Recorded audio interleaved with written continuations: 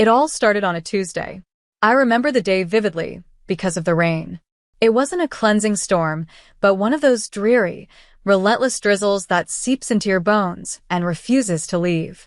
I was in the kitchen, humming a low tune to myself, trying to perfect a new beef stew recipe for Richard. I had spent 4 hours on it, carefully searing the meat and letting it simmer until the vegetables were tender enough to melt on your tongue. Richard's stomach had been acting up lately, stress from the merger, he said, and I had spent weeks researching gentle, nourishing foods that wouldn't aggravate his condition.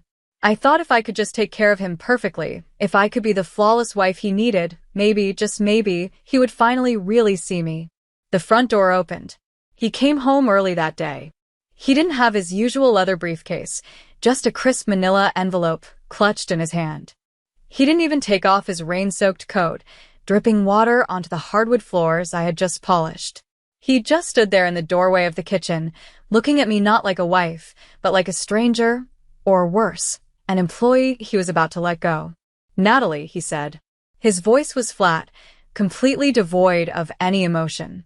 He walked over and slid the envelope across the granite countertop. It stopped right next to the cutting board where I had been chopping fresh parsley. "Let's get a divorce." The knife clattered from my hand onto the counter. For a second, I couldn't breathe. It felt like the air had been physically punched out of my lungs. The smell of the savory stew suddenly made me feel nauseous. "What?" "Richard, what are you talking about?"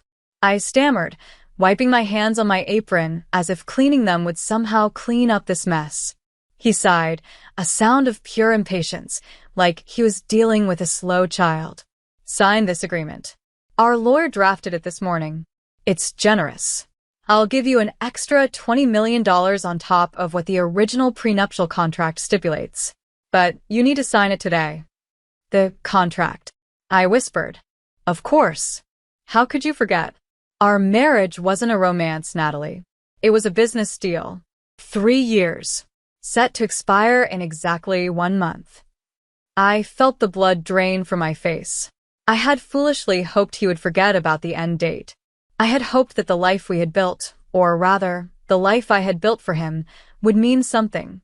I thought the way I managed his schedule, the way I nursed him back to health when he had the flu, the way I hosted his dull business dinners with a smile, I thought it all amounted to love. "If you don't agree now," he continued, his voice as cold as the rain outside, checking his watch, "the contract will end automatically in a month anyway. But then you won't get a dime of the extra $20 million. Think of it as a severance package. It's a good deal." A severance package. That's what I was to him. An employee being laid off. My hands were trembling so hard I had to grip the edge of the counter to keep from collapsing. I looked at this well-dressed, handsome man I had loved for 7 years, for years from afar as an intern, and 3 years as his wife, and I felt a wave of desperation, so strong it made me dizzy. I had one last card to play.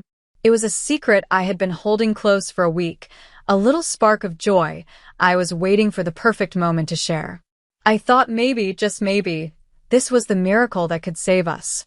"Richard," I whispered, my voice cracking. "What if I told you? I was pregnant. I admit it. I was desperate. I was trying to use the child to keep him." Richard's family was old money, obsessed with legacy and inheritance, but they didn't have many heirs. A child, his child, would change everything. For the sake of the baby, for the sake of his family's dynasty, maybe he would give up this insane idea of a divorce. He didn't even flinch. His eyes, the color of cold steel, met mine. There was no joy, no surprise.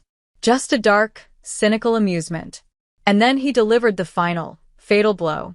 "I had a vasectomy," he said. Each word was a perfectly polished stone dropped into a silent pool. "Right after we got married. The child can't be mine." My mouth opened, but no sound came out. A vasectomy? It wasn't possible. Richard was the only man I had ever been with. I had given him everything. My youth, my loyalty, my body. If the child wasn't his, whose was it? The question hung in the air. A vile, unspoken accusation. He was calling me a cheater. He was calling me a liar. In that moment, looking at his sneering face, I realized something profound. When someone doesn't believe you, any explanation is useless. His words had built a wall between us that I could never hope to climb. "You're lying?" I gasped, tears finally spilling over. "I've never been with anyone else." He just checked his watch again. "Spare me the drama, Natalie. I have a dinner appointment. Read the papers. You have 24 hours. He turned and left, leaving me alone in the kitchen with the smell of cooling stew, the half-chopped parsley, and the divorce papers that felt like a death certificate for the life I thought I had. I sank to the floor, the cold tile sending a shock through my legs, wrapping my arms around my stomach where a tiny, innocent life was growing, a life its own father had just rejected before he even knew it existed. As I sat on the cold kitchen floor, the silence of the large, empty house amplified the ringing in my ears. My mind drifted back, trying to pinpoint where it all went wrong. But the truth was, the whole thing was a mess right from the start. My story didn't begin 3 years ago at the altar. It began much earlier, in the shadow of my sister, Valerie. In my family, Valerie was the sun, and the rest of us were just planets orbiting her brilliance. She was beautiful, charismatic, and effortlessly captured everyone's attention. I, on the other hand, was the quiet one, the one who liked dirt and plants more than galas and diamonds. I became a landscape architect because I preferred the company of trees to people. 3 years ago, the woman who was supposed to marry Richard wasn't me. It was Valerie. It was the merger of the century. My father's real estate empire and Richard's investment firm needed to unite to secure a massive market share. A marriage was the quickest way to solidify the trust. Richard, the eligible bachelor CEO, and Valerie, the socialite princess. It was perfect. But Valerie was spoiled. She craved excitement, passion, and drama, things Richard, with his calculated demeanor and workaholic tendencies, didn't provide. Days before the wedding, she vanished. She left a note saying she was chasing her true love, a bohemian painter she had met at an art gallery. She fled the country, leaving our family facing a scandal that would have tanked the stock prices of both companies. To avoid the humiliation, to keep the massive business deal afloat, my parents had looked at me. "Natalie," my mother had said, gripping my hand with a force that hurt. "You have to do this. For the family. You've always been the responsible one." They offered me up as a replacement. The substitute daughter. The spare tire. Richard's family, concerned only with appearances and the merger, agreed. As long as it was a daughter from our family, the contract held. And me? Why did I agree? Because I was a fool. I had been nursing a secret crush on Richard since I was 22, fresh out of college and interning at his firm's botanical garden project. I used to watch him from the greenhouse, admiring his focus, his intensity. I saw kindness in him that perhaps wasn't really there, imagining that his polite nods were signs of deep connection. So, when they asked, I saw it as a dream come true. A chance to step out of the shadows and be the leading lady for once. I said yes. The only unwilling person in this whole arrangement, apparently, was Richard. I don't know what other people's wedding nights are like. I imagine champagne, laughter, intimacy. Mine was spent watching Richard toss a thick document onto the pristine white comforter of our hotel suite. "I don't mix business with pleasure," he had said, loosening his tie without even looking at me. "You are here to save your father's company. I am here to secure the merger. This is a 3-year contract. We will maintain separate bedrooms. You will manage the household and appearances. In 3 years, we reassess." He took a pillow and went to sleep in the suite study. I felt lost and pained, standing there in my expensive lace nightgown, feeling ridiculous.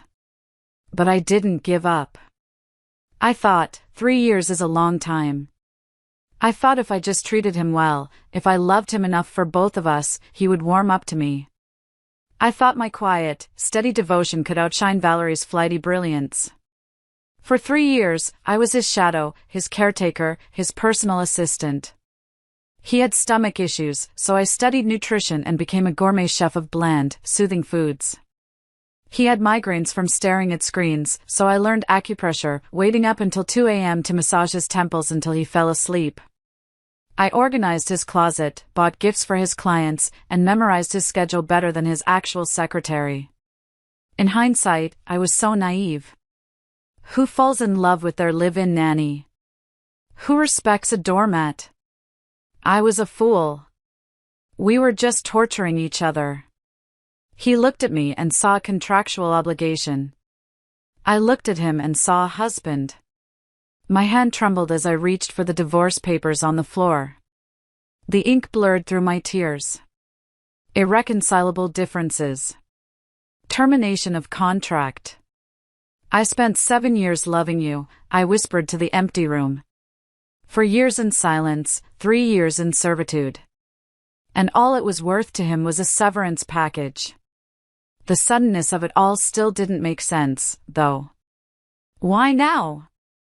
The contract had a month left. Why the urgency? Why the sudden offer of $20 million to sign today? Richard was stingy. He wouldn't throw away money unless he was desperate to clear the decks for something else. Or someone else. As if on cue, my phone rang, shattering the silence. The screen flashed with a picture of my mother. I wiped my face, taking a deep breath to steady my voice before swiping to answer. Hello, Mom? Natalie, darling. Her voice was unusually cheerful, practically bubbling with an excitement I hadn't heard in years. Guess what? You need to come home for dinner tonight. It's a special occasion. What's happening?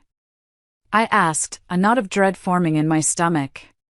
Your sister is back, she announced, oblivious to the thunderclap happening in my heart. Valerie's flight landed this afternoon. She's home. Valerie is back? I repeated, my voice hollow. My blood ran cold. Of course. It all made perfect sense now. My mom sighed dramatically into the phone, the sound crackling in my ear. Oh, I always knew that artist fellow was no good. But you know your sister, so stubborn. Turns out after they ran off to Italy, his true colors showed. He was fooling around with other women, spending all her money. Even when Valerie was sick, he didn't care. Poor thing. My heart gave a painful lurch, not of sympathy, but of recognition. My sister had been betrayed. Just like I was being betrayed right now. But unlike me, she had a safety net. She finally came to her senses and left him, my mom continued, her voice brightening again. She's been so fragile, Natalie. We need to support her. Richard is coming too, of course. I already called him. Richard knows? I asked, though I already knew the answer. Oh yes, he was the first one she called when she landed, Mom said breezily. Listen, don't bring up the past when you see her. Don't mention the wedding or the scandal. Don't upset her. She needs her family right now. The line went dead. I lowered the phone, staring at the black screen. It all clicked into place. The pieces of a puzzle I didn't even know I was solving slammed together. The sudden divorce demand. The generous cash offer. The urgency. It wasn't about the contract expiring next month. It was about Valerie. She was back. The main character had returned to the story, and I felt like I was living in a book I had read before.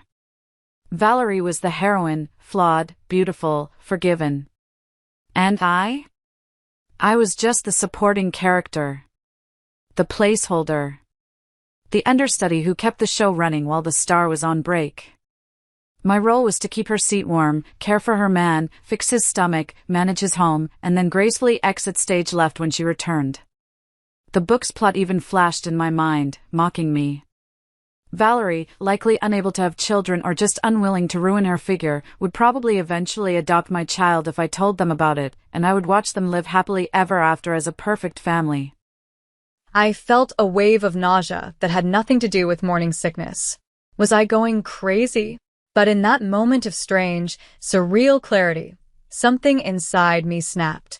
The 7 years of love I had for Richard curdled into something cold and hard. It sat heavy in my chest, like lead. I looked at the divorce papers on the counter.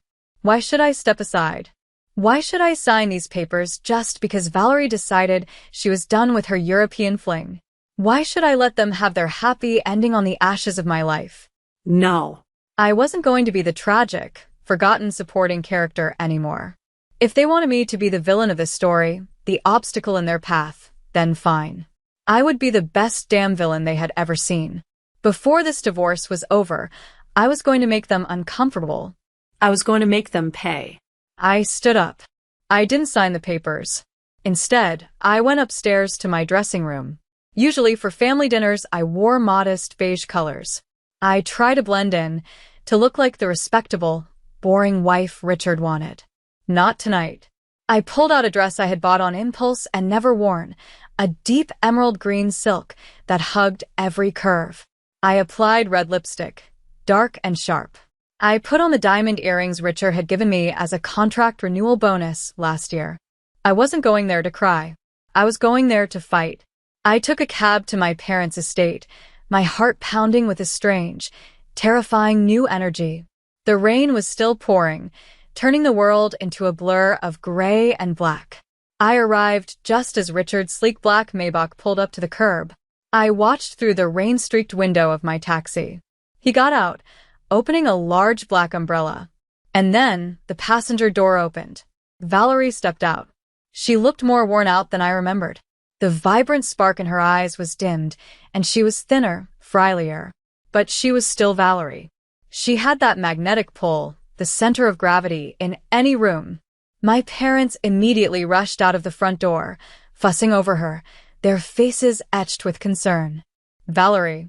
Oh, my poor baby, my mother cried, ignoring the rain. I watched as Richard held the umbrella over Valerie, shielding her perfectly. He was leaning in, saying something soft to her. The rain was soaking his left shoulder, ruining his expensive Italian suit, but he didn't seem to care. He always walked ahead of me. He never held an umbrella for me. He would just hand me one and walk at his own pace. But for her, he was her shield. I pushed down the familiar sting of disappointment and replaced it with steel. I paid the taxi driver and stepped out into the downpour. I didn't open my own umbrella. I let the rain hit me. I walked right up to them, my heels clicking on the wet pavement. Honey, I cooed, my voice loud enough to cut through the sound of the rain. I walked straight past my parents, past Valerie, and latched onto Richard's wet arm. I pressed my body against his, ignoring the stiffness that instantly shot through his frame. How did your clothes get so wet? I asked, looking up at him with wide, worried eyes, clinging to him affectionately. Valerie's gaze shot over to us. Her eyes went wide, then vacant, a flicker of annoyance crossing her face. Richard tried to pull his arm away, gritting his teeth. Natalie, what are you doing? But I held on tight. You're the backbone of the company, Richard. You can't get sick. Your stomach is already so sensitive. Let's go inside. I smiled at Valerie, a dazzling, predatory smile. Welcome home, sister. You look tired. Don't worry, Richard, and I will take care of everything. The tension in the foyer was thick enough to choke on. My parents were fluttering around Valerie like she was made of spun glass, taking her coat, asking if she needed tea, a blanket, a therapist. Nobody asked me how I was. Nobody noticed I was dripping wet, ruining my silk dress. Richard was trying to peel me off his arm without causing a scene, but I dug my fingers into his bicep. Let's go upstairs and get you dried off, honey, I insisted, steering him toward the grand staircase.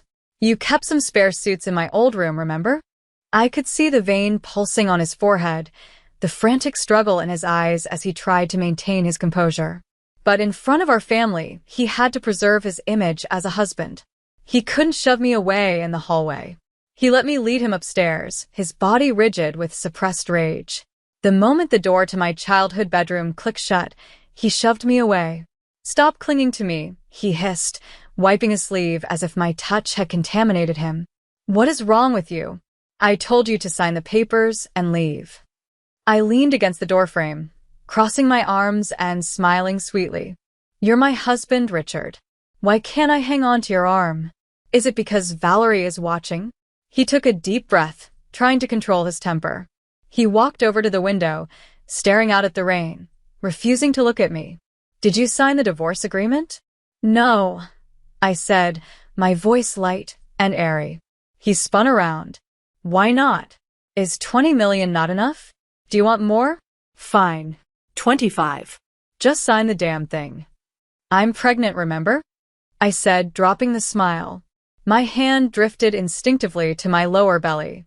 I told you, he snarled, stepping closer, his voice dropping to a dangerous growl. I had a vasectomy. Stop lying. It's pathetic. Are you trying to trap me? Or did you sleep with the gardener? I looked him dead in the eye. The old Natalie would have crumbled. The old Natalie would have begged for him to believe her. But the old Natalie died in the kitchen this afternoon. Are you sure the doctor didn't scam you? I asked, my tone mocking. Or maybe your swimmers are just stronger than you think. Because let me tell you something, Richard. You are the only man I've been with for these 3 years. Hell, you're the only man I've ever been with. So, unless it's an immaculate conception, that baby is yours. He stared at me, his face a mask of livid disbelief. He looked like he was seeing me for the first time. What happened to you? He whispered. You've changed. Have I? I laughed, a harsh sound. For 3 years, I was the perfect docile wife. Gentle, considerate, always listening to you. I folded your socks. I cooked your porridge. I waited up for you. And you never saw me. You never saw this side of me. I stepped closer to him, invading his personal space. The gentle me was just a facade, a role I played, hoping for a crumb of affection. The real me? The one I buried to fit into your little box? She's the type who doesn't let things go. If I couldn't make you fall for me, Richard, then I will make sure you bleed. You're insane, he breathed. Maybe, I shrugged. But at least I'm better than someone who doesn't even recognize his own child. He was so angry he couldn't even speak. He grabbed a towel from the bathroom, dried his hair aggressively, and stormed out of the room. I fixed my lipstick in the mirror. Showtime, I whispered to my reflection. Downstairs, dinner was served. It was a lavish spread, lobster, steak, vintage wine. A celebration for the prodigal daughter. I sat right next to Richard, taking the seat that Valerie was eyeing. She hesitated, then sat on his other side, looking like a kicked puppy. I went into overdrive. I acted cute, demanding, and utterly oblivious to the atmosphere. Honey, I cooed, pointing at the seafood platter. I want some of that lobster, but it's too far. Can you peel it for me? You know I hate getting my hands dirty. Richard gripped his fork so hard his knuckles turned white. You have hands, Natalie. But you always do it so well, I pouted, turning to my mother. Mom, doesn't Richard take such good care of me? My mother looked uncomfortable. Yes, dear. But maybe let Richard eat. Richard, sensing the awkwardness, stabbed a piece of lobster, peeled it aggressively, and dumped it on my plate. Thanks, babe. I beamed. A moment later, I nudged him again. Honey, my water is empty. Get me some more, please. The pitcher is heavy. I kept bossing him around, forcing him to play the part of the doting husband. Pass the salt. Cut my steak. Wipe this spill. I could see both him and Valerie getting more and more upset. Valerie was picking at her food, her eyes darting between us. Maybe she was finally realizing that the man who used to follow her around like a puppy was now, at least on paper, someone else's husband. That the seat she left empty had been filled. Richard was barely eating. His stomach was probably churning. Good. Halfway through dinner, Valerie suddenly dropped her fork. It clattered loudly against the fine china. I'm not feeling well, she whispered, tears welling up in her eyes. I'm just so tired. She pushed her chair back and ran upstairs. Richard, unable to take it anymore, threw his napkin on the table. I need to use the restroom. He practically sprinted in the direction Valerie had gone, though the bathroom was the other way. As soon as he was gone, the air in the room shifted. My mother leaned over, her face transforming from concern to furious. Her voice was a sharp whisper that cut deeper than a knife. Natalie! What are you doing? What am I doing? I asked, taking a calm sip of my wine. I'm having dinner with my family. You know exactly what I mean, my mother hissed. Your sister just went through a terrible breakup. She is fragile. Acting like that, so clingy, so demanding with Richard, it's cruel. You are upsetting her. I almost laughed out loud. This family had always revolved around Valerie. When she ran away 3 years ago, they sacrificed me to save the company. They forced me into a loveless marriage, never once asking about my happiness. Now that she was back, she was all they cared about again. She abandoned him, Mom, I said quietly. She left him at the altar. I've been his wife for 3 years. Am I supposed to pretend I don't exist just because she decided to come home? You know the arrangement, my father chimed in, his voice gruff. You were a placeholder. A necessary measure. Now that Valerie is back, things can go back to how they were supposed to be. Go back? I looked at them, incredulous. I am a person, Dad. Not a piece of furniture you can move to the attic when you buy a new sofa. Don't be dramatic, my mother waved her hand dismissively. Richard never loved you anyway. Why torture each other? Valerie and Richard, they have a history. A spark. You should be happy for your sister. Maybe you should just give them some space. A divorce would be best for everyone. There it was. They were all in on it. They didn't think there was anything wrong with my husband being so attentive to my sister. In this world, Valerie was the main character, and I was just the background scenery, an obstacle to be removed. No one cared about me. I should have been used to it by now, but it still stung. I lifted my head, hiding the sadness in my eyes behind a mask of cool indifference. I put on a pitiful, confused look. But Mom, Dad. I can't just divorce him, I said, my voice carrying slightly towards the hallway where I heard footsteps returning. I'm pregnant. The silence that followed was deafening. My mother's jaw dropped. My father choked on his wine. That's why I need Richard to take care of me, I continued, raising my voice just a fraction. We're going to have a baby. The heir you always wanted for the alliance. Before I could finish, I heard the sharp, explosive sound of glass breaking. Smash. I looked up. Valerie was standing on the stairs, looking down at the dining room. She wasn't holding anything, she must have knocked over a vase on the landing console. Her face was drained of all color, filled with utter shock and horror. Pregnant, she whispered, her voice trembling. At the same time, Richard ran out of the shadows of the hallway. He must have been comforting her. He looked from me to Valerie, panic written all over his face. Valerie, wait, he started. Valerie looked at him, betrayed.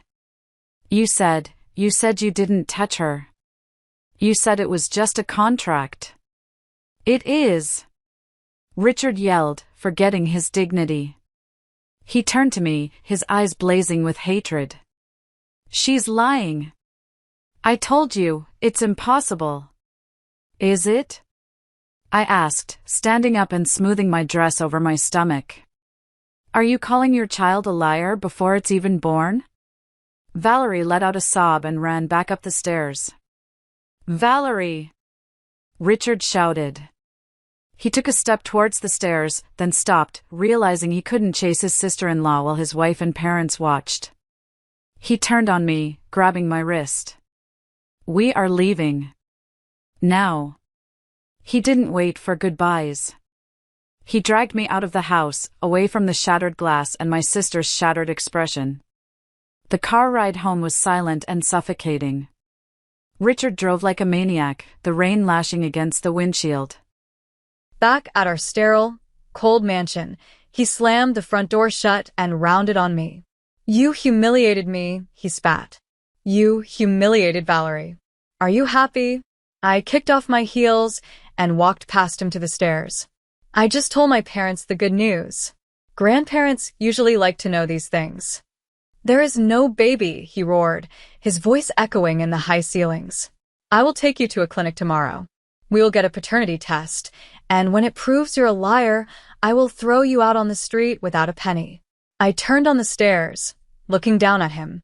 "And if it proves it's yours? What then, Richard? Will you apologize? Will you be a father?" He sneered. "If that thing is mine, it's a mistake. I don't want a child with you. I want a divorce." I shrugged, a strange sense of satisfaction washing over me. "We'll see." I went into the bathroom and locked the door. I looked at myself in the mirror. I looked tired, pale, but my eyes were burning with a fire I hadn't felt in years. Recalling Valerie's shock and Richard's rage, I smiled at my reflection. Maybe I did have a knack for playing the villain after all. The next day, I slept in until the sun was streaming through the windows. I woke up and checked the time. It was past 8 a.m. Panic flared in my chest for a split second. Habit is a powerful thing. Normally, I would have been up at 6 a.m. I would have ironed Richard's shirt, ensuring the crease was razor sharp. I would have prepared his specific breakfast. Oatmeal with almond milk, lukewarm, exactly how his stomach liked it, and his artisanal coffee, brewed at precisely 195 degrees. Then I remembered. I wasn't that wife anymore. I rolled over, buried my face in the soft pillow, and stretched like a cat, sleeping and felt incredible. I finally walked out of the bedroom around 8:30, wearing my most comfortable silk robe. I drifted downstairs to see Richard sitting on the sofa in the living room. He was fully dressed for work, but his tie was slightly crooked and his shirt looked wrinkled. He looked furious. He was a creature of habit, and his morning routine was sacred. He was waiting for his coffee. He was waiting for his breakfast. He looked up as I descended the stairs. "Do you know what time it is?" he snapped. "Where is my coffee? Where is my breakfast?" I walked right past him into the kitchen. "Good morning to you, too." I opened the fridge, took out some yogurt and berries for myself, and leaned against the counter to eat. "I'm asking you a question," he said, following me into the kitchen. "I have a meeting in 20 minutes. I'm hungry." "I'm hungry too," I said cheerfully, taking a spoonful of yogurt. "That's why I'm eating." "What about me?" he asked, genuinely baffled.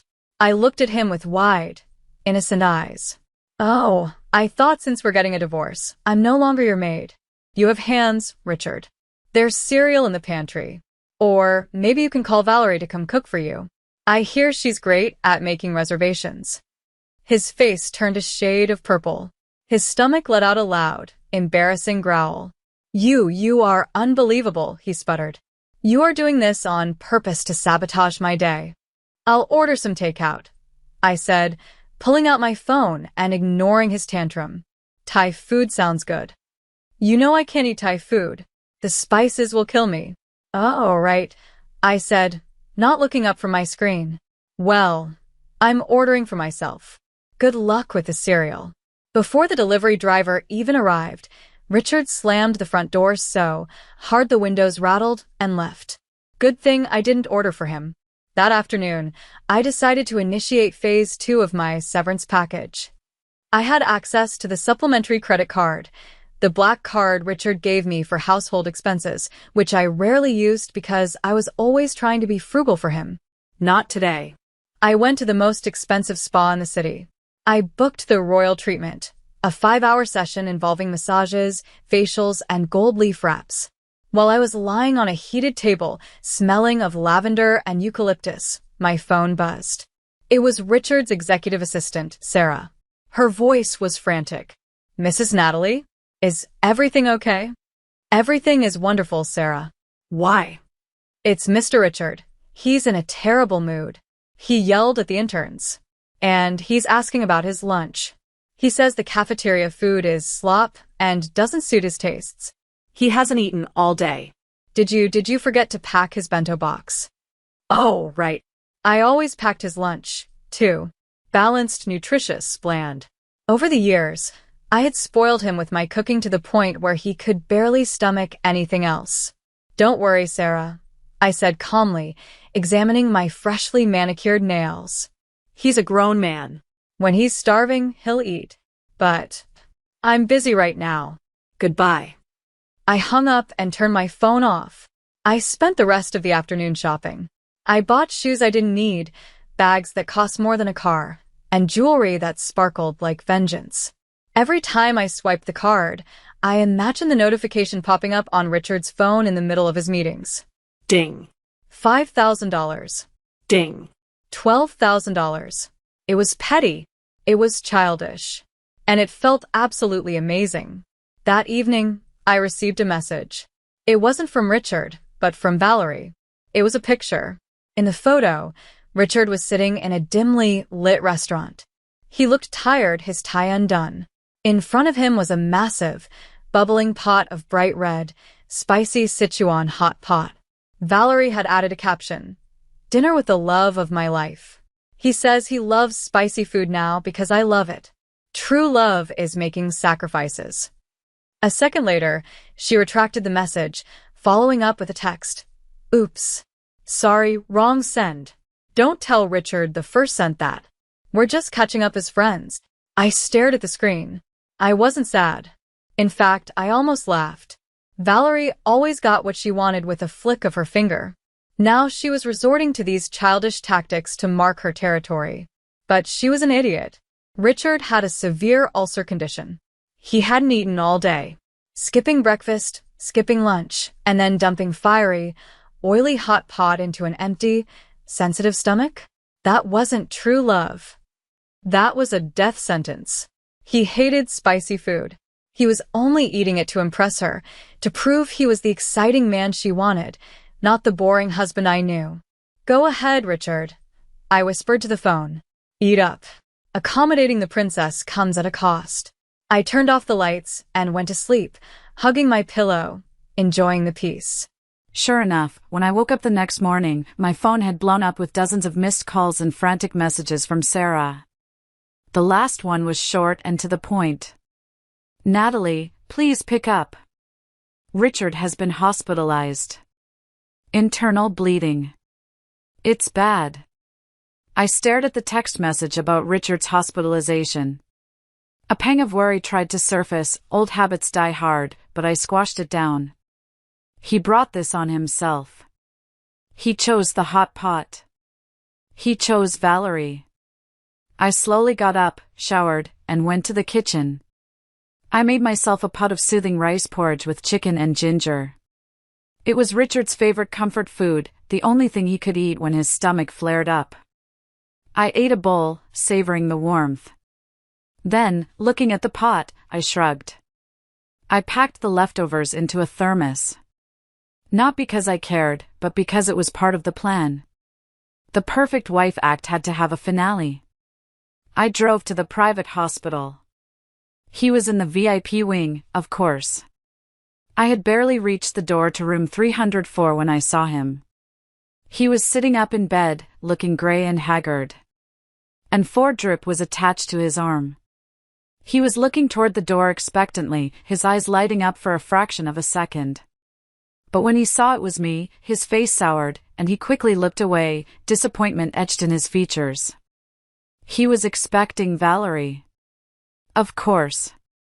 She poisons him with hot pot and then doesn't even show up to hold his hand? Classic Valerie.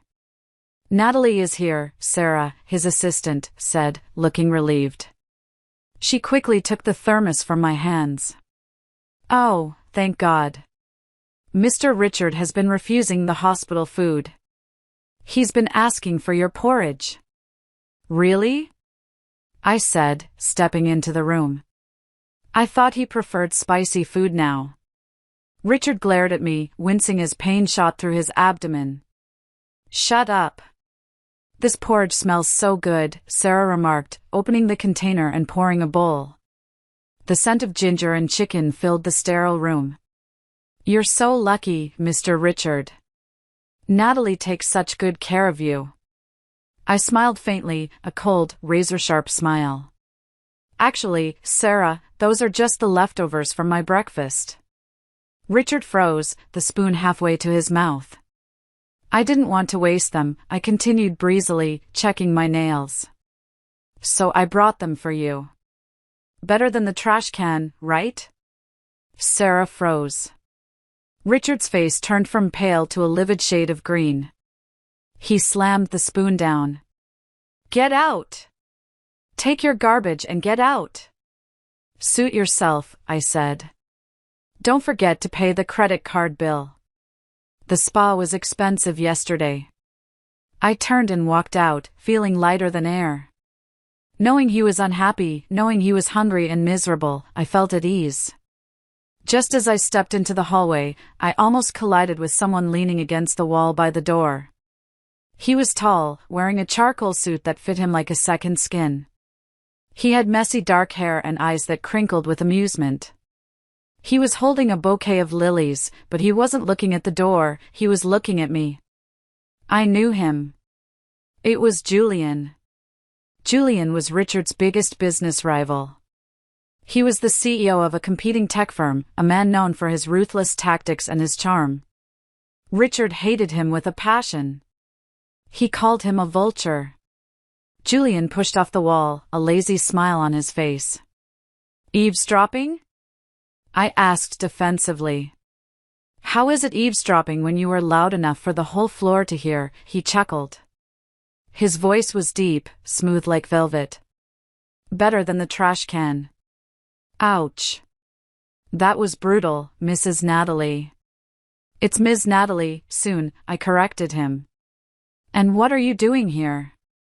Here to gloat? Maybe a little, he admitted, glancing at the lilies. I brought flowers for my favorite enemy. Heard he lost a battle with a chili pepper. Pathetic. He looked back at me, his gaze shifting from amused to something softer.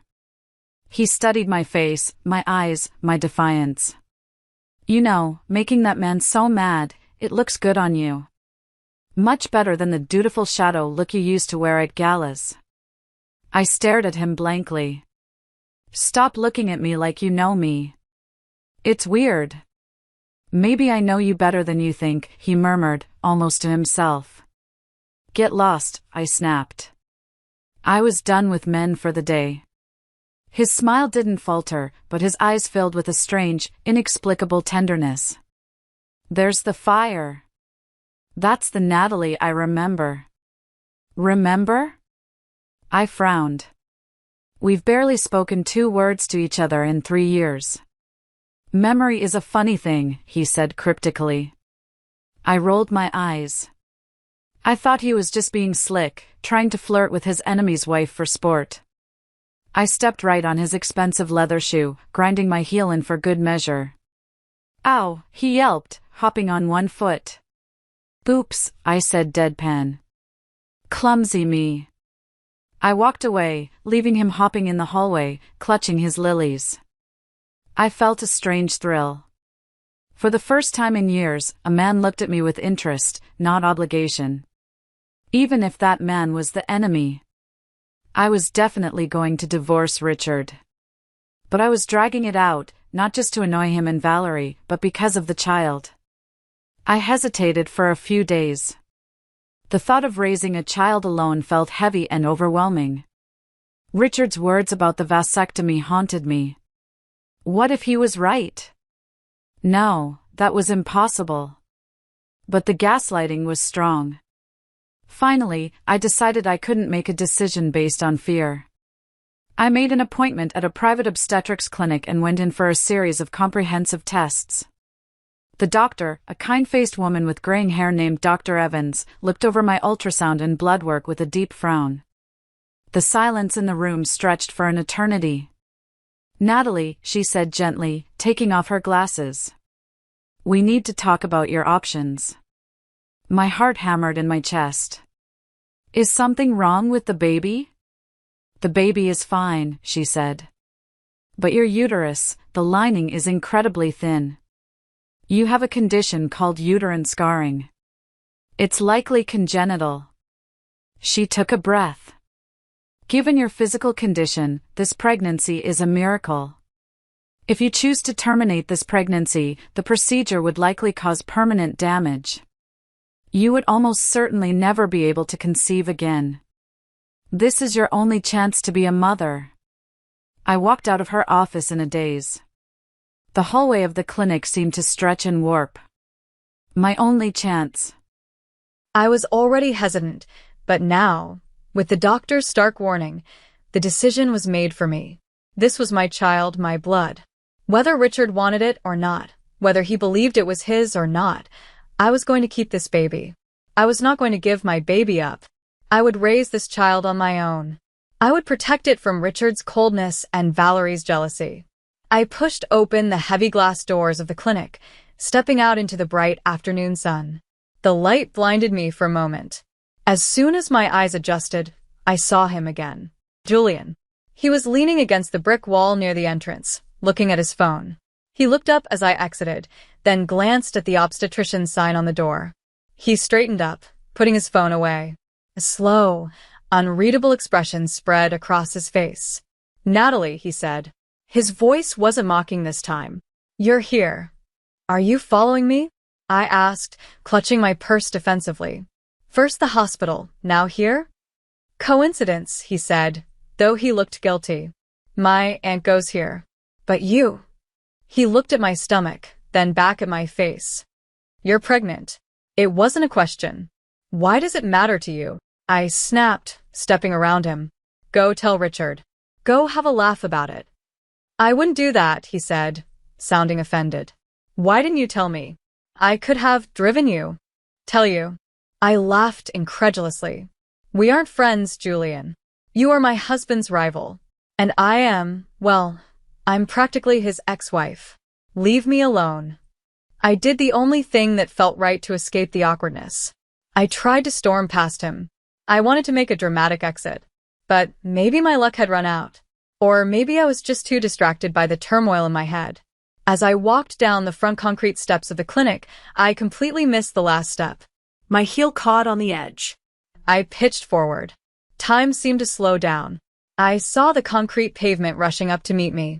My hands flew instinctively to my belly, wrapping around it to shield the tiny life inside. I squeezed my eyes shut, bracing for the impact, bracing for the pain, bracing for the loss. My baby. But the impact never came. Vaguely, I felt a rush of air, a blur of motion. A strong pair of arms slammed around me, catching me midair, inches from the ground. The grip was iron-tight, desperate. I was yanked back against a hard chest. I could hear a heart pounding, fast, erratic, terrified. "Doctor. Doctor. Come quickly." The voice roared in my ear, deafening and raw with panic. It was Julian. I opened my eyes. I was dangling in his arms, my feet dangling off the ground. He was holding me like I was the most precious, fragile thing in the world. His face was pale, his eyes wide with a terror that seemed completely disproportionate to a simple stumble. He looked like he had just watched me die. I'm okay," I stammered, shocked by his reaction. "Julian, I'm okay. I just tripped." He didn't seem to hear me. He was scanning me frantically. "Are you hurt? Does your stomach hurt? Did you hit anything?" "I'm fine," I said, trying to wiggle free. He slowly set me down, but his hands hovered around me, ready to catch me again. He took a shaky breath, running a hand through his hair. His composure was completely shattered. "You have to be careful," he breathed, his voice trembling. You have to watch where you're going. You can't just fall like that." I stared at him. Why did he care? Why did he sound so genuinely terrified? He was Richard's enemy. I was nothing to him. Just a woman he teased in hallways. Why do you care so much? I whispered. He looked at me, and for a second, the mask slipped. I saw something ancient and deep in his eyes, a sorrow and a relief that I couldn't understand. Because, he said softly, I can't watch you get hurt. Not again. Again? I asked, confused. Before he could answer, a shadow fell over us. Get your hands off my wife. I looked up. Richard was standing on the sidewalk, his face a mask of ugly, possessive rage. He had followed me. And he did not look happy to see Julian holding me. Richard stood there on the sidewalk, his chest heaving, his eyes darting between Julian's hands on my waist and my face. The air was thick with tension, vibrating with the hum of rush-hour traffic and the silent scream of a marriage in its death throes. Get your hands off my wife, Richard repeated, his voice low and dangerous, stepping closer. He looked like he wanted to crush Julian with just his gaze. Julian didn't flinch. In fact, he laughed. It wasn't a nervous laugh. It was a dry, mocking sound. He slowly, deliberately removed his hands from me, but he didn't step back. He stayed right in Richard's personal space, towering over him just slightly. Oh, so Natalie has a husband? Julian drawled, tilting his head. I thought she came for a prenatal checkup alone because her hubby was dead. Or maybe just dead inside. Get lost, Richard said through gritted teeth, his fists clenching at his sides. Is that all you can say? Are you a broken record? Actually, Julian said, checking his watch with infuriating calmness, I was just making sure she didn't crack her head open on the concrete. You know, something a husband usually does. But I guess you were too busy, what was it? Eating hot pot with your sister-in-law. Richard's face turned a violent shade of red. You've been stalking me. Hardly. Your life is just so loud, Richard. It's hard not to hear the wreckage. Julian turned to me, his expression softening instantly. Are you sure you're okay to walk? I'm fine, I whispered, though my heart was pounding against my ribs like a trapped bird. Good. Julian turned back to Richard, his eyes cold as ice. Take care of her. Or someone else will. With that, Julian lazily strolled away, whistling a tune, leaving Richard trembling with impotent rage.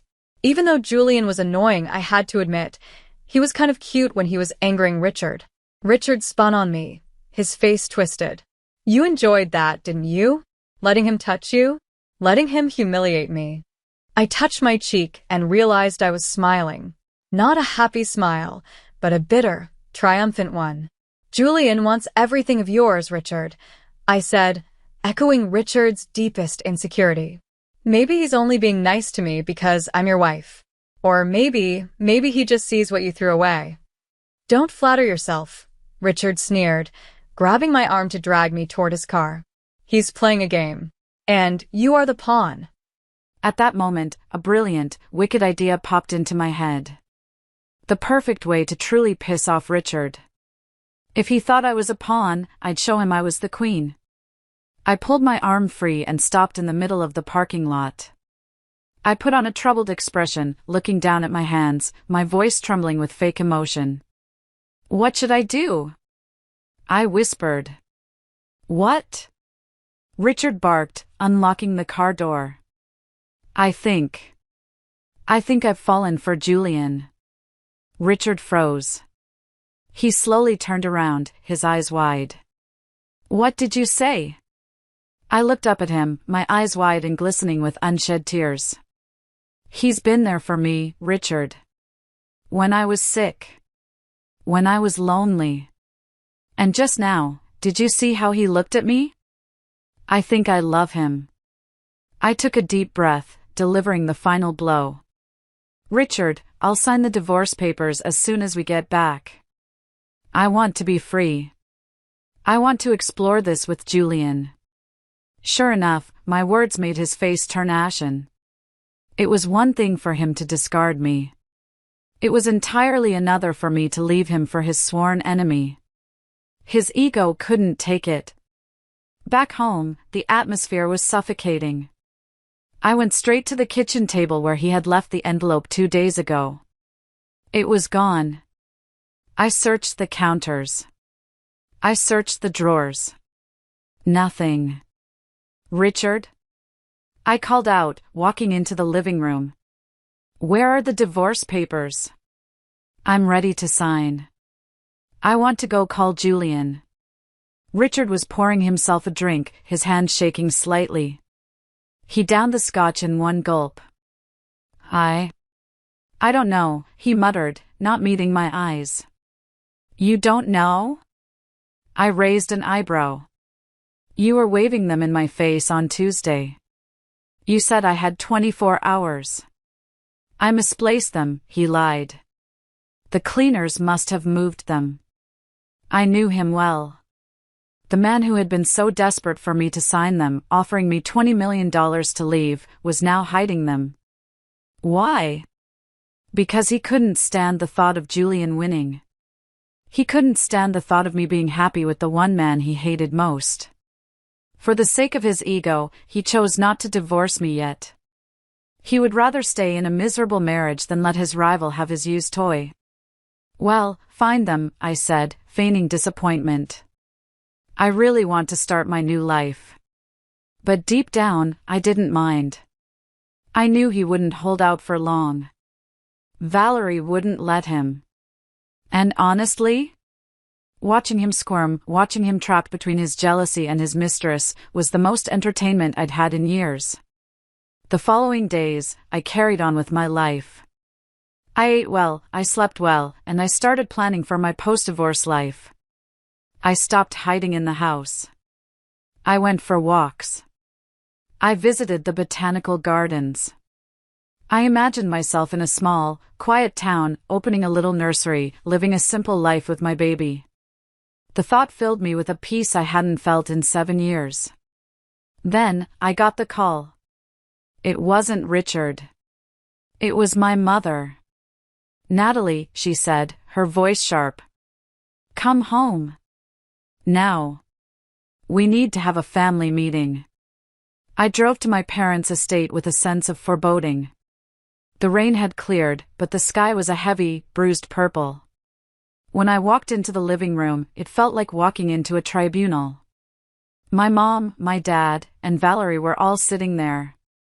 Richard was standing by the fireplace, looking like a man facing a firing squad. They all looked very serious. As soon as she saw me, my mom rushed over and grabbed my hand, her face a mask of exaggerated sorrow. Natalie, she began, guiding me to a solitary chair in the center of the room. We need to talk. We know you haven't been happy these past few years with Richard. He treats you poorly. Like a maid. I almost wanted to laugh. So, she knew all along? I used to think she just didn't notice. I remembered when Valerie got a small bump on her arm, they rushed her to the hospital. But I once had a fever that lasted all night, and no one even checked on me. What was worse wasn't that she didn't know. It was that she knew and didn't care. We were both her daughters, but Valerie was her precious treasure, and I was just the spare part. Natalie, she continued, her voice filled with fake sympathy. Maybe you should get a divorce. For your own good. If she was suggesting a divorce, it definitely wasn't for my sake. She must have other motives. I glanced at Valerie. She was wearing a white dress, looking angelic and fragile, clutching a handkerchief. Yeah, Natalie, Valerie chimed in, her voice smooth as silk. Richard never liked you anyway. Why torture each other? It's painful to watch. I looked straight at her. He likes you though, doesn't he? So, you mean we get divorced, and you marry him? Is that the plan? Valerie didn't respond, but her silence was a clear admission. She dabbed at her dry eyes. I looked at my mom and dad. They clearly had the same idea. They wanted to restore the original order. The perfect couple, Richard and Valerie. I felt no surprise, no disappointment. Just a cold, hard finality. The last thread connecting me to this toxic family snapped. I rubbed my belly, staring Richard down. If we get divorced, what happens to my child? Your grandchild, Mom? Natalie, stop pretending. Valerie snapped, dropping the fragile act. Her patience was gone. The child isn't Richard's. He told us everything. He had a vasectomy. He didn't call you out on it publicly to save your face, so don't push your luck. Ah. So that was the narrative. Richard was the noble victim, and I was the cheating wife. Is that so? I looked at Richard. He looked away, unable to meet my gaze. He was letting them crucify me to save his own skin. Fine, I said, standing up. You want a divorce? You want me gone so Valerie can have her turn? We just want what's best for the family, my father grunted. I took a deep breath. $5 million. The room went silent. What?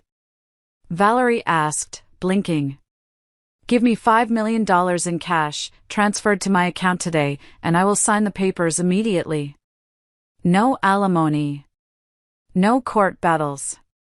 I disappear. 5 million? My mother gasped. Natalie, don't be greedy. The prenuptial. The prenuptial is void if I prove Richard committed adultery, I lied smoothly. And I have plenty of proof. The umbrella in the rain? The hot pot dinner? The nights he spent working late? I didn't actually have concrete proof of an affair yet, but they didn't know that. And they were desperate. But Richard offered $20 million. Valerie argued. That offer expired, Richard muttered, finally speaking up. And I don't have the liquidity right now. The merger is draining our cash reserves. Valerie gritted her teeth. My parents had spoiled her for her entire life. Our family wasn't hurting for money, and I knew she had access to her own trust fund, money I was never privy to. $5 million was nothing to her. But to me, a single mother about to start a new life, it was everything. It was security. It was a college fund for my child. It was the capital to start my own business. And the thought of Richard finding out he was sold for $5 million, that would be a delicious bonus. Fine, Valerie spat, pulling out her checkbook. I'll pay it. I'll buy him from you. Are you happy? You're selling your husband like cattle. I'm not selling him, I said coolly. I'm charging a disposal fee for the trash. Valerie wrote the check with shaking hands. She threw it at me. It fluttered to the floor. I didn't mind. I bent down and picked it up. Dignity doesn't pay the bills. $5 million does. Call the lawyer, Valerie ordered Richard. She's signing. An hour later, the new papers were in front of me. I signed my name swiftly, my handwriting clear and firm. Natalie Vance. No longer Natalie Sterling. I pushed the papers across the table to Richard. He looked at them, then at me. There was a strange flicker in his eyes. Regret? Relief? It didn't matter. Richard, remember this, I said, looking him dead in the eye. I'm the one who doesn't want you anymore. You didn't leave me. I escaped you. I turned to my parents and Valerie. Goodbye. Don't look for me. Don't call me. As far as I'm concerned, I'm an orphan. I walked out of that house without looking back. The air outside tasted different. It tasted like rain and freedom. I didn't waste a second. I deposited the check, packed up my life into 10 boxes, and left the city where I had lived for over 30 years. I wanted to go somewhere where the air wasn't thick with exhaust and lies. I moved to a small coastal town called Harborview, thousands of miles away. It was sleepy, charming, and smelled of salt and pine. I bought a small, rundown cottage near the cliffs with a garden that had been neglected for years. It was perfect. My plan was simple: fix up the house, have my baby, and open a small plant nursery. I wanted to get my hands dirty again, to nurture things that would actually grow, unlike my marriage. The first week was a blur of unpacking and painting. I felt lonely, yes. Sometimes I would wake up reaching for Richard, only to realize the other side of the bed was empty. But then I would remember the look on his face when he accused me of cheating, and the loneliness would turn into resolve. One afternoon, I was struggling to move a heavy terracotta pot onto my front porch. It was humid, and my back was aching. "Need a hand, neighbor?" The voice came from the street. I froze. I knew that voice.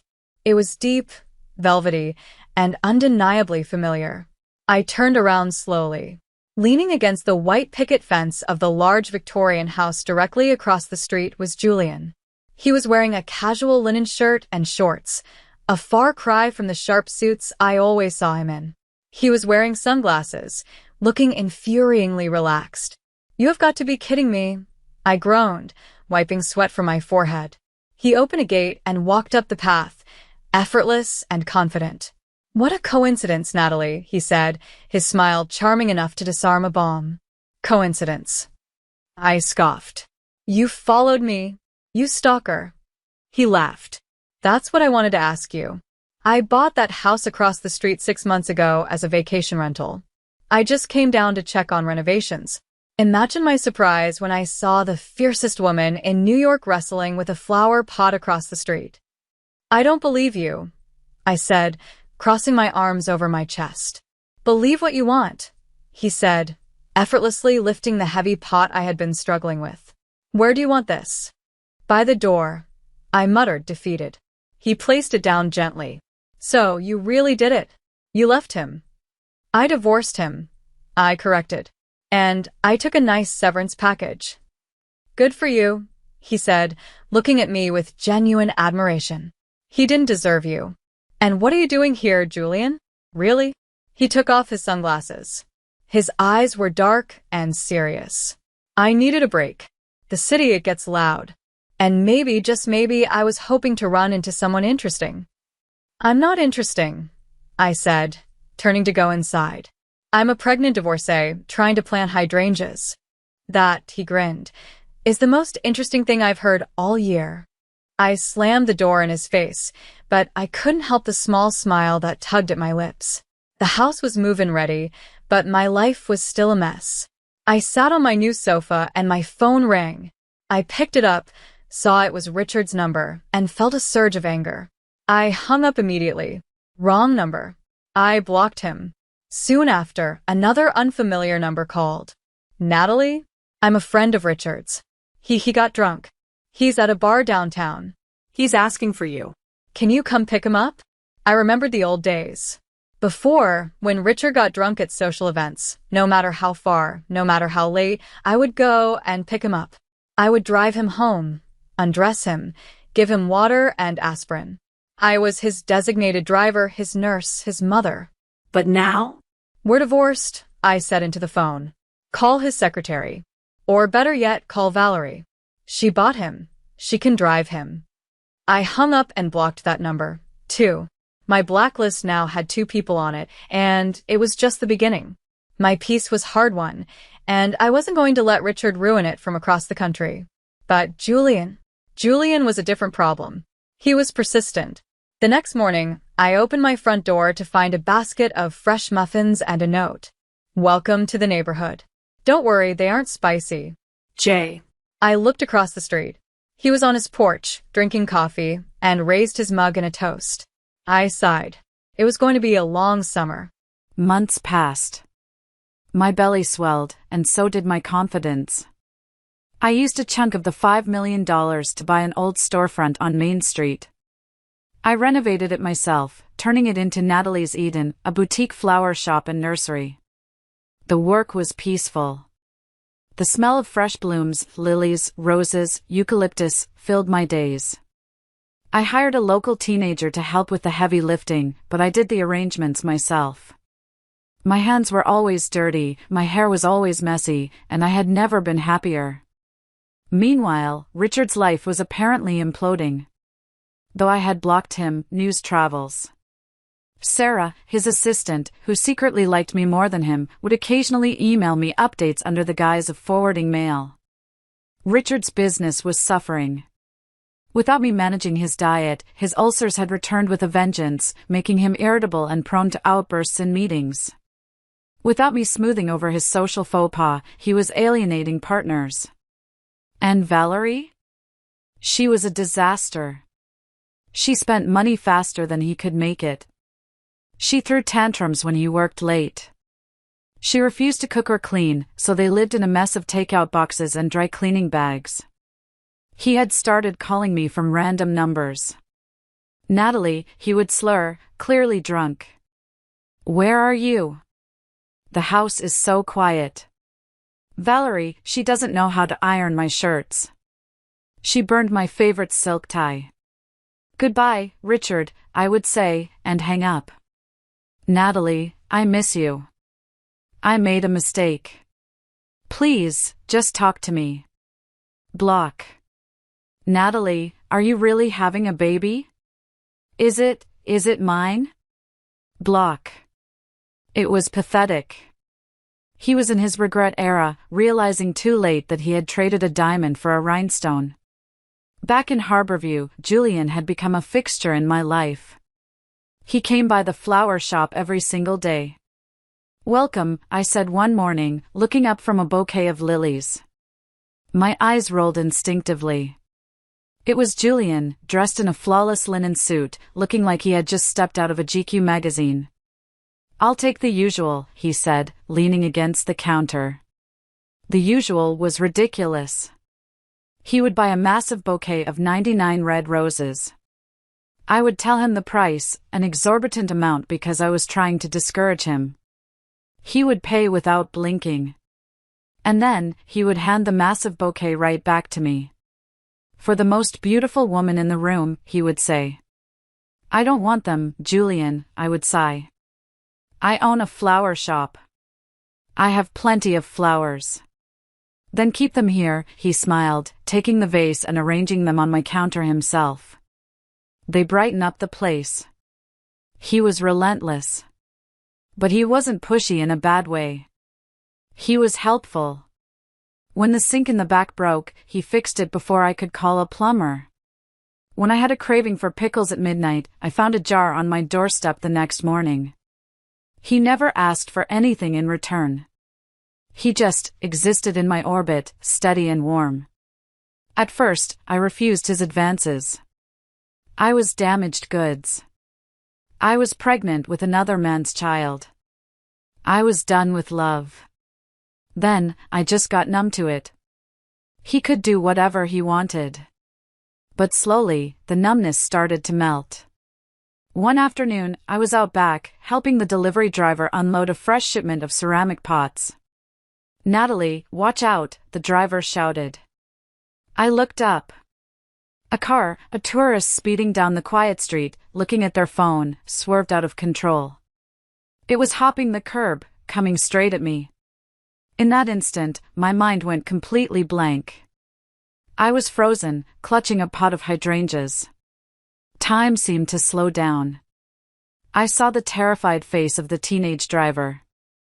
I saw the chrome bumper. I couldn't move. My pregnant body was too heavy, too slow. Just as the car was about to hit me, a blur of white linen slammed into me. Someone shoved me hard to the side.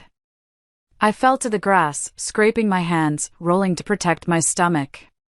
The world was a confusing blur of motion, screeching tires, and a sickening thud. It took me a moment to realize what had happened. I sat up, gasping for air. My baby, my baby. I touched my stomach. It was fine. I was fine. Then I looked at the street. Julian was lying on the pavement a few feet away. He was always such a neat freak. But now, his sunglasses were shattered. His hair was a mess. And his leg was bent at an unnatural angle. He wasn't moving. Julian! I screamed, the sound tearing from my throat.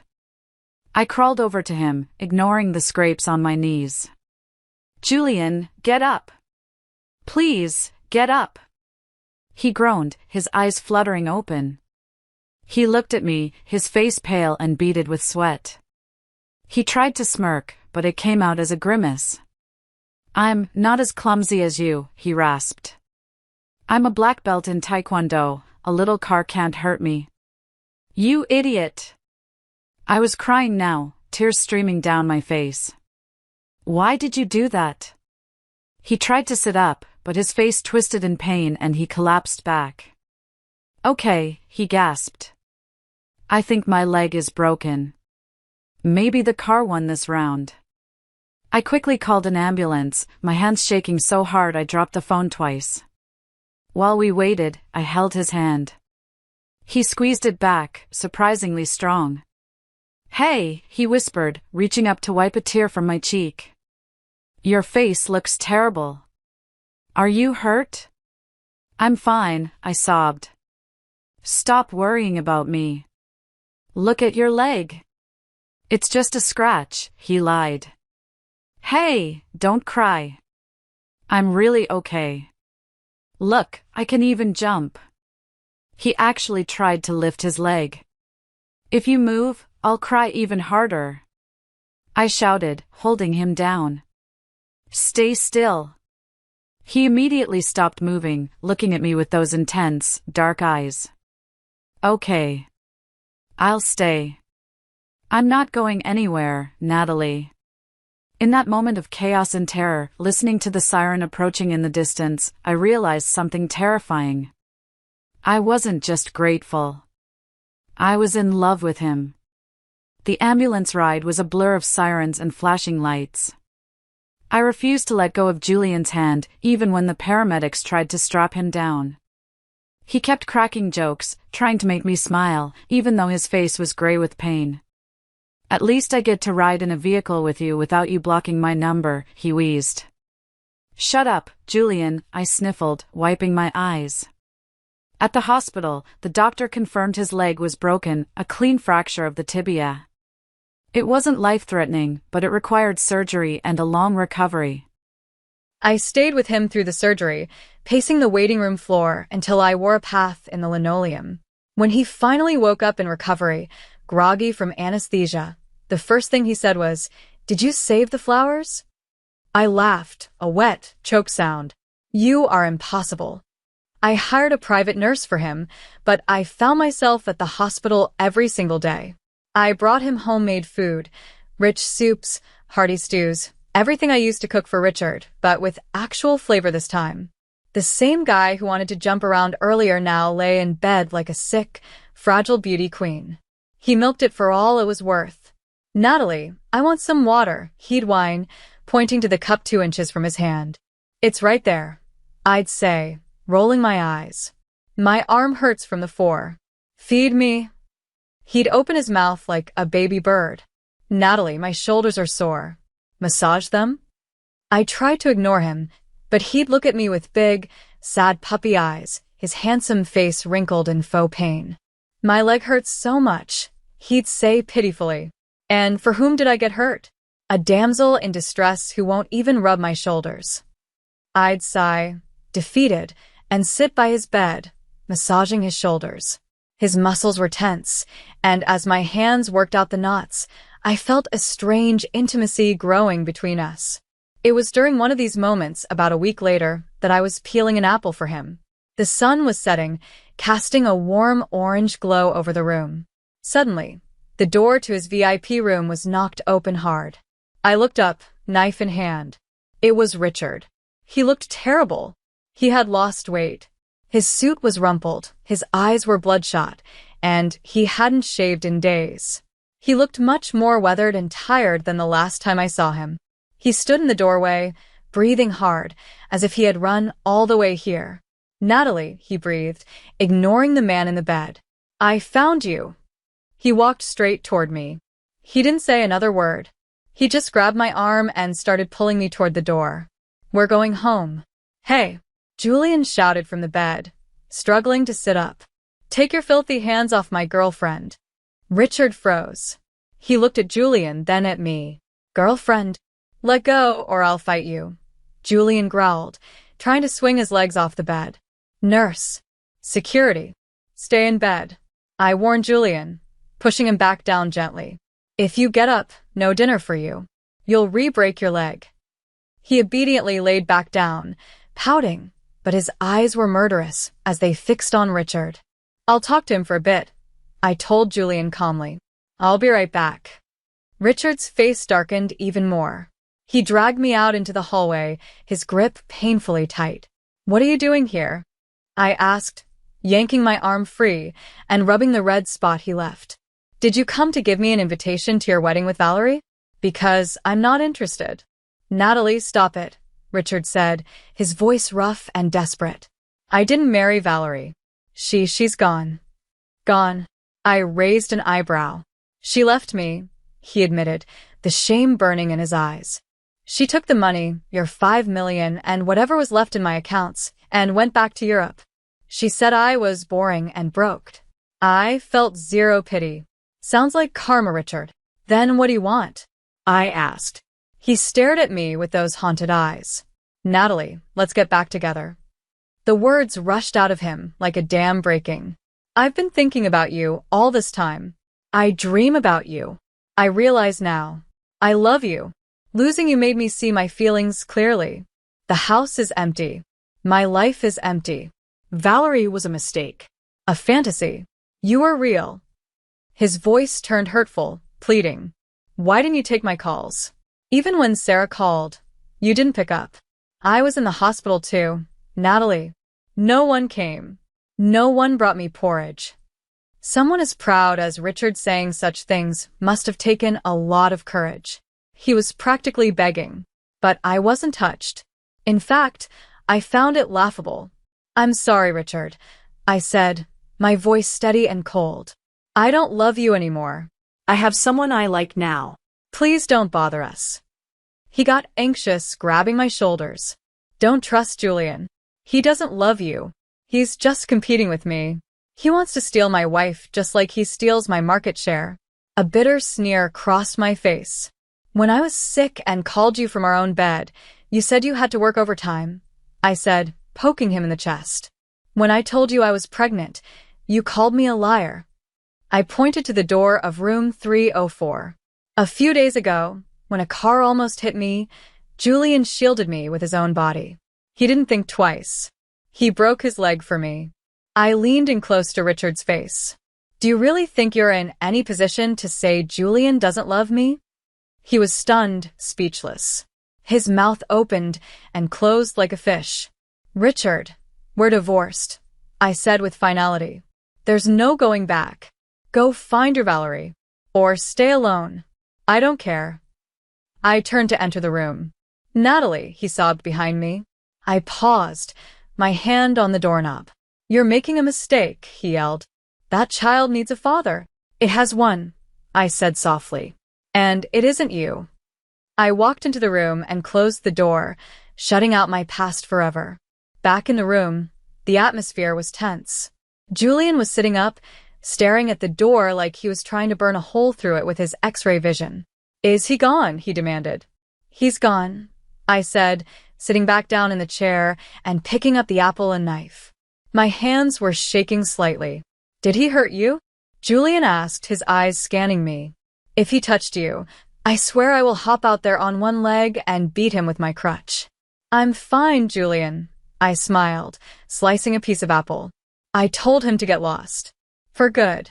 Julian relaxed, sinking back into the pillows. Good. Because if you went back to him, I'd have to kidnap you. Natalie, he started then stopped. He groaned. My leg hurts. Come kiss it. A kiss will make it better. You're a child. I laughed. I grabbed his ear and twisted lightly. Ouch. I met my cheek, not my lips. And not in front of the nurse, he yelped. A week later, Julian was discharged. He insisted on recovering at his new house across the street from mine, claiming his city apartment had too many stairs. It had an elevator. I hired a nurse to take care of him during the day, but I often visited in the evenings. According to the doctor, after 3 months, he should have been able to walk freely.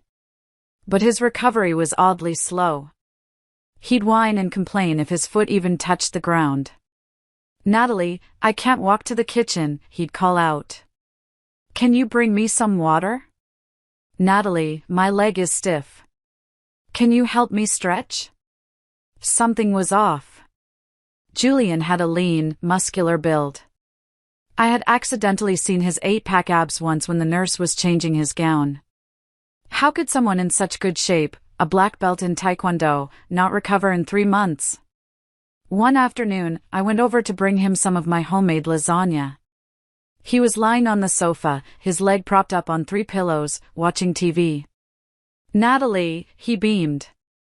"My leg is so sore today. It feels like thunder is coming. Come and massage it?" I narrowed my eyes. I set the lasagna down on the table. "Really?" I asked.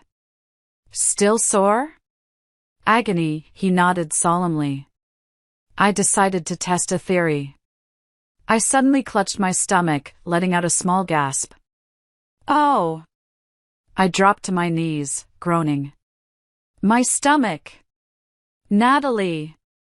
Julian jumped up from the sofa in a panic. He didn't limp. He didn't use his crutches.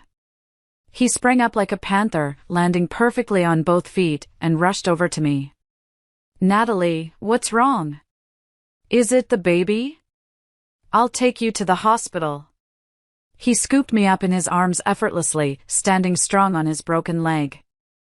I stopped groaning. I looked at him. I looked at his legs. He froze. He looked down at his legs. Then he looked at me. He instantly realized he was busted. He slowly set me down. A sheepish, guilty grin spread across his face. He scratched the back of his neck. "Oh man," he laughed nervously. "How did my leg suddenly get better? Is this the power of love?" I stared at him, trying to be angry, but laughter bubbled up in my chest. "You liar! You've been faking it for weeks." "Only for the last 2 weeks," he protested. I liked having you take care of me. I liked you coming over." He stepped closer, his voice dropping to a whisper. "I was afraid if I got better, you wouldn't have a reason to visit anymore." My heart melted. This powerful, wealthy CEO had pretended to be a cripple just to get some lasagna and attention from me. I reached out and pinched his ear hard. "You idiot. I would have visited anyway." "Really?" he asked, hope lighting up his eyes. "Really," I smiled. He leaned in, his face inches from mine. "Then, can I get that kiss now? The one for the cheek?" I didn't kiss his cheek. I kissed him on the lips. It was soft, sweet, and tasted like promise. The moment I kicked Richard out of my life, I felt a weight lift that I didn't know I was carrying. But the moment I kissed Julian, I realized I hadn't just lost a burden, I had found a home. I chose the man who broke his leg for me, not the one who broke my heart. If you are still listening, please help me by liking this video and commenting the number 1 below. Let me know you are with me. Your support means the world to me. Comment 1 so I can see you, and now, listen to the rest of my story. Julian stayed with me through everything. He wasn't just a boyfriend, he was a partner. He attended every prenatal yoga class with me, usually the only man in the room, trying to do the poses in his expensive suits until I made him buy sweatpants. He read every baby book I bought, highlighting the important parts about sleep training and diaper rash. When my due date approached, he was more nervous than I was. He packed a go bag that contained everything from organic snacks to a portable fan and, for some reason, a flare gun. "Why the flare gun, Julian?" I asked, holding it up. "In case we get stuck in a blizzard on the way to the hospital," he suggested weakly. "It's July," I reminded him. On the day my son was born, Julian was in the delivery room. Richard wasn't there. Richard didn't even know. Julian held my hand while I screamed. He wiped the sweat from my forehead. He let me crush his fingers until they turned purple. And when the baby finally came out, screaming and red-faced, Julian was the first one to hold him. "He's beautiful," Julian whispered, tears streaming down his face. Natalie, look. He's perfect. He was clumsy but so careful around the tiny baby. Come on, sweetie, he'd whisper to the little bundle in the middle of the night when I was too exhausted to move. Let's let mommy sleep.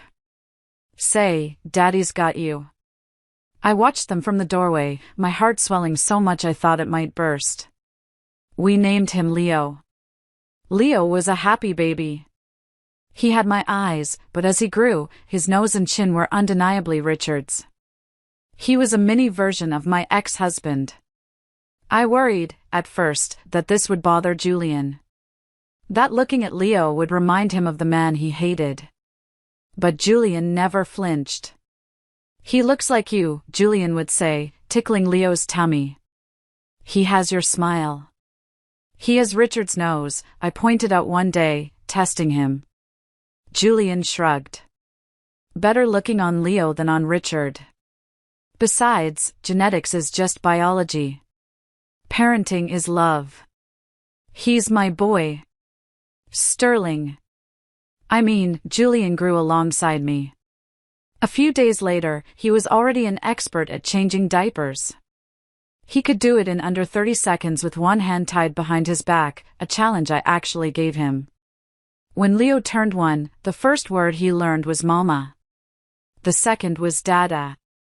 And he was looking straight at Julian when he said it. Julian was so happy he was practically floating the whole day. He bought everyone in the flower shop lunch. He called his board of directors to tell them.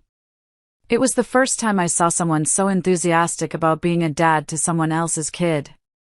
When Leo turned 2, I officially moved into Julian's big house across the street, and we turned my cottage into a guest house. When Leo turned 3, Julian proposed. It wasn't a grand gesture with fireworks. We were in the garden, planting tulips. Leo was covered in mud, digging for worms. Julian got down on one knee, right there in the dirt. Natalie, he said, holding out a ring that looked like a flower made of diamonds. You and Leo, you are my garden. Let me grow old with you. I said yes before he even finished the sentence. For years had passed since the divorce. While my life bloomed like the flowers in my shop, Richard's life had withered.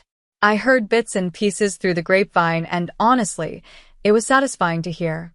Richard's company had been acquired, hostilely, by a larger conglomerate. And the CEO of the acquiring company, Julian's firm. Julian hadn't done it for revenge. He did it because Richard's company was failing, and it was a good business move. But the irony was delicious. Richard lost his CEO title. He was demoted to a consultant role, forced to watch as Julian stripped the company of its old, inefficient policies. And his personal life was even worse. Valerie, true to her nature, didn't stick around when the money got tight. She had blown through the $5 million in less than 2 years on trips to Monaco and designer handbags. When Richard couldn't fund her lifestyle anymore, she cheated on him. Not with a painter this time, but with Richard's own former CFO. She left Richard, cleaned out their joint account, and moved to Dubai. Richard lost the mansion. He had to sell it to pay off debts. He was now living in a rented apartment in a mediocre part of the city. My parents, who had invested heavily in Richard's company on Valerie's advice, lost a fortune too. They were forced to downsize. I heard my mother tried to call me once, asking for a loan. But I had changed my number years ago. One day, Julian came home with a strange look on his face. What is it? I asked, feeding Leo his dinner. Richard came to the office today, Julian said, loosening his tie. He was asking for an advance on his consulting fee. He looked rough, Natalie. He asked about you. What did you tell him? I told him you were happy, Julian smiled, and that you were busy planning our wedding. Good, I said, wiping tomato sauce off Leo's chin. He also asked about the baby, Julian added quietly. He asked if you ever had it. My hand froze. What did you say? I told him it was none of his business, Julian said firmly. But Natalie, he knows we're getting married next week. The announcement was in the paper. He might try to come. Let him come, I said, surprising myself. I'm not afraid of him anymore. Let him see what he lost. The wedding was held in the garden of our home in Harborview. It was very low-key, just close friends and Julian's family. The sun was shining, the hydrangeas were in full bloom, and the air smelled of the sea. Leo was our ring bearer. He was 4 years old now, wearing a tiny tuxedo that matched Julian's. He looked adorable, with his dark hair slicked back. I walked down the aisle, not to a traditional march, but to an acoustic version of Here Comes the Sun. When I saw Julian waiting for me, tears in his eyes, I knew I was the luckiest woman alive. We exchanged vows. Julian put the ring on my finger, and as I turned my head to face the guests, I vaguely saw a familiar figure standing in the back of the crowd, half hidden by a large oak tree. It was Richard. He was wearing a suit that looked a few years old and slightly ill-fitting. He looked older, grayer. He was watching us with an expression of profound sadness and longing. I was stunned for a second, but I quickly snapped out of it. I looked back at Julian, my husband, and smiled happily. I wasn't going to let a ghost from the past ruin my future. After the ceremony, the guests moved to the reception area for champagne and cake. Leo was running around with the other kids, giggling. As we walked out of the makeshift chapel area, I saw 2 figures in the corner of the garden near the gate. One big and one small. My heart clenched. I nervously walked over, Julian right beside me. It was Richard. He was crouching down, talking to Leo. Richard was handing a piece of candy, a lollipop, to my chubby little son. Here you go, little guy, Richard was saying, his voice trembling slightly. He was staring at Leo's face with an intensity that was heartbreaking. He must have seen it. The nose, the chin, the shape of the eyes. Leo was clearly a mini version of Richard. There was no denying it. The DNA test Richard had refused 4 years ago was staring him right in the face. Richard's hand was shaking as he held out the candy. What's your name? Leo looked at the candy, then at Richard. He didn't take it.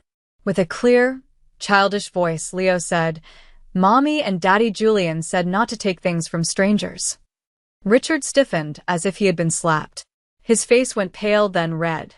The rejection from his own flesh and blood, the boy calling another man daddy, hit him harder than any divorce paper could. I walked up, placing a protective hand on Leo's shoulder. Leo, go play with Daddy for a bit. I looked at Julian. He gave me a reassuring nod and held out his hand to Leo. Come on, buddy, Julian said. Let's go get some cake. Leo cheered and ran to Julian, grabbing his hand. Cake. Cake. They walked away, leaving me alone with Richard. Natalie, Richard said, his voice rough. He stood up, looking at the retreating figure of the boy. That kid, is he? It doesn't matter anymore, Richard, I said softly but firmly. He looks just like me, Richard whispered, tears pooling in his eyes. My God. He's mine. You weren't lying. I never lied to you, I said. You chose not to believe me. You chose to believe a vasectomy over your wife. You chose Valerie over your family. I can fix this. Richard stepped forward, a desperate light in his eyes. I have rights. I'm his father. I can sue for custody. We can. Don't. I cut him off, my voice cold steel.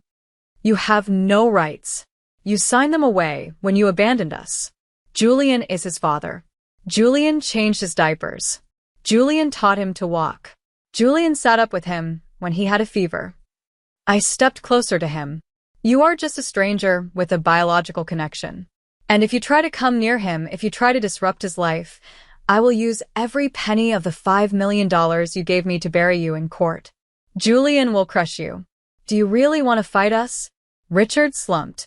He looked at Julian, who was lifting Leo up to cut the cake, both of them laughing. He saw the love there, a love he had thrown away.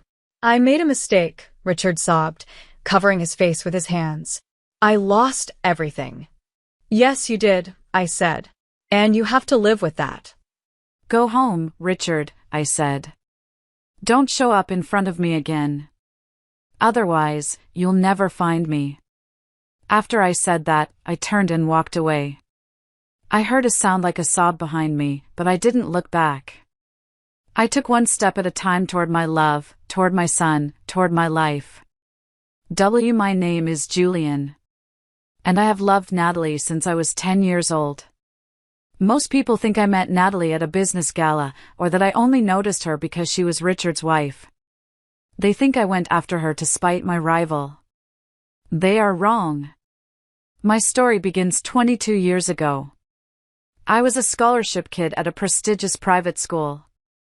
I was poor, skinny, and wore hand-me-down uniforms. The rich kids bullied me relentlessly. One day, they pushed me into a mud puddle and ruined my lunch. I was sitting behind the gymnasium, crying, trying to wipe the mud off my only pair of trousers. Then, a girl appeared. She was small, with messy hair and knees stained with grass. She wasn't the prettiest girl in class, that was her sister, Valerie, who was always surrounded by admirers. This girl was quiet. Invisible. She didn't say a word. She just sat down next to me. She handed me half of her sandwich. And then, she reached into her pocket and pulled out a crushed dandelion. "Flowers make things better," she had said seriously. "My mom says weeds are bad, but I think they are strong. They grow where people don't want them." She tucked the dandelion into my shirt pocket. "I'm Natalie," she said. "Don't cry. You're going to be strong like a weed." That day, I made a promise to myself. I would become strong. I would become rich. And one day, I would find the girl who gave me a weed when the world gave me mud. I worked my way up. I built my company from nothing. I became Richard's rival because I saw him treating her like an accessory. I saw him ignore her at parties. I saw the sadness in her eyes. I wanted to step in 1,000 times. But she was married. She was loyal. So I waited. I watched. I bought the house across the street in Harborview, hoping that maybe, one day, she would need a place to escape. When I saw her at the hospital that day, throwing out the porridge, I knew my chance had come. When I jumped in front of that car, I didn't think. I just knew that a world without her wasn't a world I wanted to live in. Now, watching her dance with our son, watching her laugh in the sunlight, I know that the boy who cried behind the gym finally won. She doesn't remember the boy with the mud on his pants. And that's okay. I remember for both of us.